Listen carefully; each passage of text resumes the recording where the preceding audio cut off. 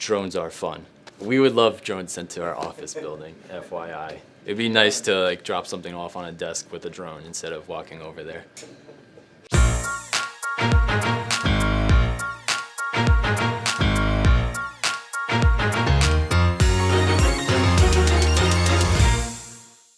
Hey, what's up everybody? I'm Ethan Behar, programmer at All Things Media. They brought me back for round 2. That's pretty exciting. And today I'll be talking about some holiday technology that will be dropping, and maybe you'll end up getting it for a loved one. So the first thing I want to talk about is the NES Classic and the Retro Bit generations. These are two consoles that are basically a reboot of a bunch of old games packaged in one console. The Retro Bit generations has a couple more platforms bundled into one, so maybe your Sega Genesis, your Atari back from the day, where the NES Classic is just your old Nintendo Entertainment System. NES Classic, first of all, it's Nintendo, so you're gonna have your Marios, which is great, loved it.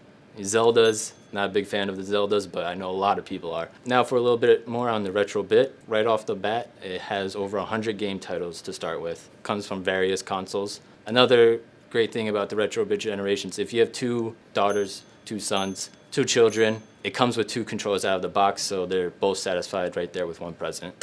The NES Classic, you know, 1 controller, so older brother or older sister gets to play while younger sister and brother just wait and pretend like they're having fun.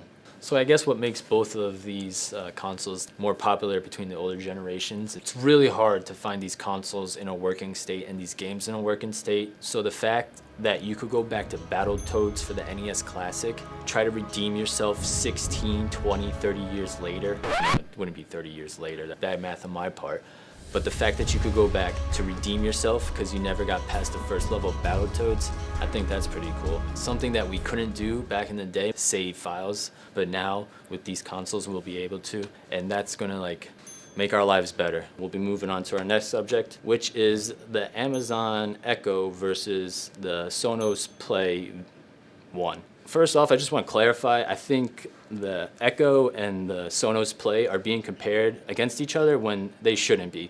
I just want to mention that the Amazon Echo is definitely way more of like a smart tool for your house, where the Sonos Play is definitely more dedicated to just a surround sound speaker, or a speaker for a room rather. I actually have a very old Sonos system in my house, and it's great because as you buy speakers, they hook up to a central hub. You can control different music and different volumes throughout all these rooms that these speakers are in. Where the Amazon Echo, while it does play music, that's not its primary function. Probably best feature is that it could hook up to your smart TV. If you have smart lights, if you have like smart remotes, smart anything in your house, it could act as a like centralized command center for your house, which is nuts. You could use apps from it. First of all, there's no interface, so you're just talking to this thing, to this Echo, and it's responding back to you as you're using this app. You might want to order Domino's. You have the Domino's app on your phone. You just say, hey Echo, let me order some Domino's, and somehow, through the magic of technology, it will do that. All right, next, drones. I've noticed that there's a very big drone that kind of just came out.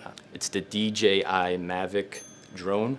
It's a drone that's foldable, so it's portable, and it also has a 4K camera on it. It looks really slick. It looks really nice, and the stuff that I've seen you could do with it is incredible. The drone could gesture recognize. It can also people track. I don't know how this is done through the interface, but when your drone has fixed on a couple of different people on this remote control, you could somehow draw a square over a person and it will just start following them. The only thing I would do is hook up a string to that and play with my cat.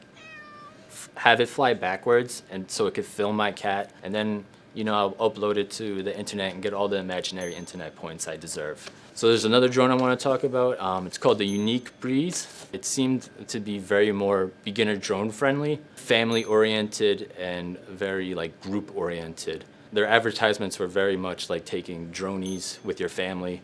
If you don't know what a droney is, it's a selfie but taken by your drone. Yeah, that's a droney. So lastly, I would like to talk about VR, virtual reality. It's incredible how exponential your immersion is in a video game when you don't see anything else except for the in-game environment.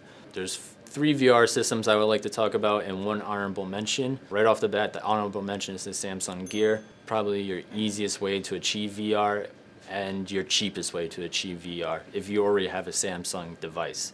The other three I want to talk about are the Vive VR, the PlayStation VR, and the Oculus Rift VR. The Vive and the Oculus VR require a good computer to use, so if you don't have that already, this might deter you. Your Vive VR set comes with your headset, 2 controllers for your left and right hand, and 2 lighthouses. This is pretty much everything you need, minus the PC and software, to use your Vive. Your Oculus VR, out of the box, it only comes with your headset. The controllers are an extra $200. You have your Constellation sensors that you have to purchase separately as well. Those are $80 per sensor. Your PlayStation VR, if you have a PlayStation, this might be your best bet. There's 2 packages where you could just get the VR with no controllers, or you could get a bundled where you get the VR headset with the controllers. Regardless, you'll need your PlayStation and a PlayStation camera before you can even think about purchasing those, because without those 2 components, you can't use this virtual reality system. So I think that's it for all of us here. I just want to say thank you for watching. If you enjoyed, please like, share, subscribe. All the buttons, press them all, except for the dislike button, don't press that. Or the unsubscribe button, don't press that either. Thank you for viewing, and have happy holidays. Oh, send me a drone. Do it, please. Please. Thank you.